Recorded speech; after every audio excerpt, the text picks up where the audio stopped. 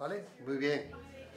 Bueno, pues mi nombre es Pascual Collado, soy desde Jimena de la Frontera, tengo 58 años y soy nieto y sobrino nieto de represaliados por la Guerra Civil. Por la Guerra Civil no, perdón, por el franquismo. Mi abuelo se llamaba Pascual Collado y sus hermanos eran Aurelio Collado y Luis Collado. Mi abuelo y un hermano suyo fueron represaliados en el cementerio de Jimena y otro hermano en el cementerio de San José de Cádiz, por distintos motivos, distintas formas de represión. Mi abuelo fue el primero que fue fusilado el 6 de octubre de la mano, atado con un niño, un joven de 15 años, y fue fusilado tras 2 días de estar preso en la cárcel del Jimena sin ningún tipo de juicio previo y demás. Y fue fusilado y enterrado en el cementerio de Jimena. Su hermano, Luis, fue fusilado tras el retorno de la huida o desbandada de Málaga, y al retornar a Jimena, que decían que quien no tuviera delitos de sangre no tendría problema, fue llegar y a los 2 días en prisión fue fusilado junto a otros miembros, personas de Jimena que volvieron de Málaga. Fueron fusilados el 13 de febrero del 37 en el cementerio de Jimena. Y el tercer hermano, Aurelio, fue fusilado en el 1939 tras un proceso judicial sumarísimo por un juzgado, por un juicio con militares, y junto a otros 2 jimenatos, y fue fusilado en el cementerio de Cádiz. Previo al encarcelamiento de mi abuelo, con las fuerzas represoras de sublevada en Jimena, principalmente expoliaban y violaban. Mi abuelo evitó la violación de una de sus hijas, de una de mis tías, al entregar una máquina de coser, antigua máquina de coser, a los que querían violar a mi tía, para no la violar. Y no la violó, pero se tuvo que entregar la máquina de coser. Es un detalle de lo que significaba la represión, que era matar y humillar a la población y meter miedo, que al final lo consiguieron, meter miedo para silencio y el terror de la represión. ¿Esto cuándo fue? Eso fue el 29 de septiembre del 36, previo al fusilamiento, cuando tomaron Jimena.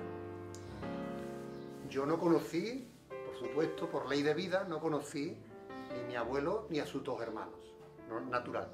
¿Y por qué la necesidad de un nieto que no conoció a sus familiares de querer recuperarlo? Por una tía mía, la mayor de mi padre era el más pequeño, y una tía mía tendría en aquellos años 15 años, fue la que intentaron violar, 15 años, cuando yo ya tenía edad 10, 11 años, yo tenía 10, 11 años, me insistió mucho que nunca olvidara lo que sucedió, nunca olvidara la represión que sufrió su padre, mi abuelo, y sus 2 hermanos. Es decir, que ese legado, ella me insistía mucho. Estábamos hablando todavía en época que no había llegado la democracia a España. Yo era todavía pequeño, tendría 10, 11 años. Y en la familia, lo hemos comentado antes, en la familia existía mucho temor, mucho miedo. Las madres, las viudas, lo que hacían para proteger a sus hijos es no comentarle nada, no generar odio a sus hijos. No le hablaban, no le decían nada. Mi padre, cuando mataron a su padre, tenía 3 años, y él se enteró todo lo que sucedió por vecinos que se lo decían. Los vecinos le decían qué le había pasado a tu padre y cómo había sido a su padre. Lo marcó tanto en la vida, porque él, cuando subía el cementerio en Jimena, está en la parte alta, Vale, está en la parte alta y cada vez que había un entierro de un familiar, de un vecino, él iba acompañando a ese, como se hace en los pueblos, acompañando al sepelio. Y a él le dijeron que su padre estaba, mi abuelo estaba entrando el cementerio a la derecha y él siempre cogía una rosa o una flor y la depositaba en la teórica fosa común, entrando a la derecha. Eso siempre lo mantuvo y lo marcó tanto en vida que de toda su vida siempre le oí decir que él, cuando muriera, si no habían aparecido los restos de su padre, él quería se incinerara y sus cenizas se esparcieran en el lugar donde hipotéticamente estaba su padre. Si no aparecían antes, si aparecían antes los restos, él se enterraba con el padre.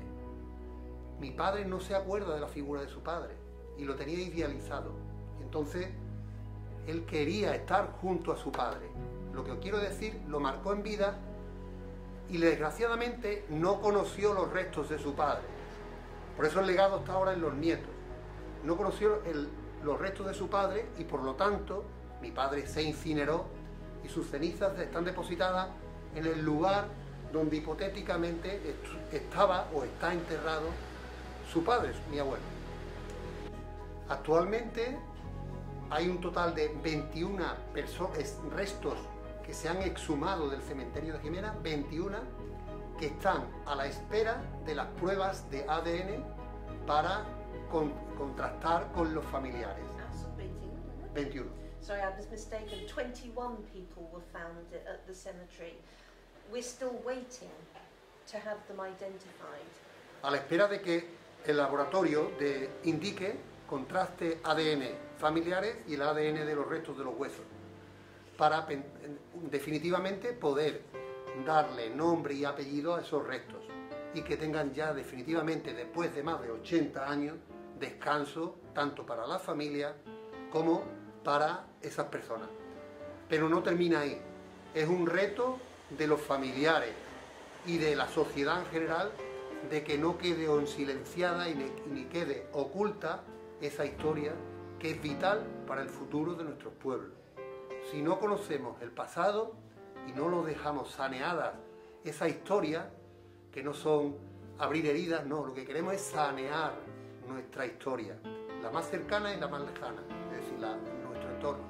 No vamos a elaborar un futuro con buenas bases, buenas mimbres. Desgraciadamente existen líneas de políticas, líneas sociales que intentan mantener el silencio y el ocultamiento de toda esta historia. Y es indispensable la concienciación y la divulgación de la sociedad en general y en particular de las asociaciones y colectivos, investigadores, trabajadores que participan en darle sentido y sacar a flote toda la información, toda la historia, que deje de estar silenciada. Por eso es indispensable que las administraciones públicas tutelen y lideren todos estos trabajos que todas las familias estamos pendientes de poder recibir.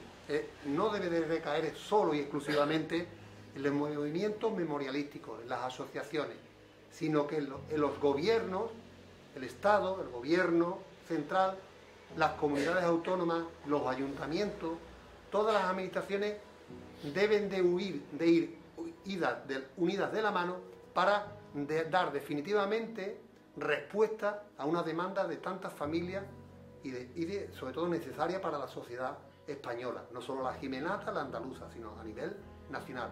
Y es necesario que se aplique esa legislación, pero que verdaderamente se le dé definitivamente el peso que realmente todavía no lo tiene. Estoy recordando el gobierno estadounidense, pongo un ejemplo, cuando la guerra de Vietnam, ¿vale?, se quedaron muchos soldados de la guerra de Vietnam en Vietnam. Pues estuvieron, creo que fueron 10 años, equipos enteros, bien subvencionados, bien destinados, para recuperar hasta el último hueso de norteamericanos en Vietnam. Lo mismo sucedió en Corea. Es decir, hay estados que quieren descubrir, y hay otros gobiernos y otros estados que el Estado español durante la dictadura y también durante la democracia, en vez de desexcavar, en muchos casos lo que hemos tenido la sensación es de echarle más tierra, ¿vale? Entonces es un trabajo que es de lesa humanidad, es decir, víctimas de lesa humanidad, pero es que lo requerimos porque nos amparan las legislaciones más básicas humanitarias, ¿no? Derechos humanos, punto. Así es. ¿Alguna pregunta? A vuestra disposición. El tema de la educación también se debería de contemplar de la institución, del gobierno y demás, de que la historia se cuente realmente como sucedió. No para crear Como investigador y profesor, es decir, y hasta ahora en la secundaria, en los estudios secundarios obligatorios de España, la historia contemporánea, la más reciente, se quedaba en la en la dictadura de Primo de Rivera. Y ahí ya terminó la historia más reciente. Es como un tupido velo al resto. Es decir, no entremos ahí porque esto es revivir historias que no. Es decir, hemos sido cómplices, las instituciones y el pueblo también afectado por el miedo en no querer abordarlo. Y una de las deficiencias más claras es que las nuevas generaciones de españoles, el tema de la memoria lo tienen un poco, además, tergiversado totalmente, no tienen una opinión fundada, y eso es una labor que realmente ya es difícil de corregir, aunque todavía estamos a tiempo. Con los panoramas que se nos presentan lo veo difícil, pero esperemos que no sea así. Un compañero nuestro de aquí, el presidente del Foro de la Memoria del Campo de Gibraltar, es profesor, y él ha empezado un grupo, la Asociación de Docentes de la Memoria Histórica de Andalucía. Están intentando impulsar la inclusión de la memoria histórica dentro del currículum escolar.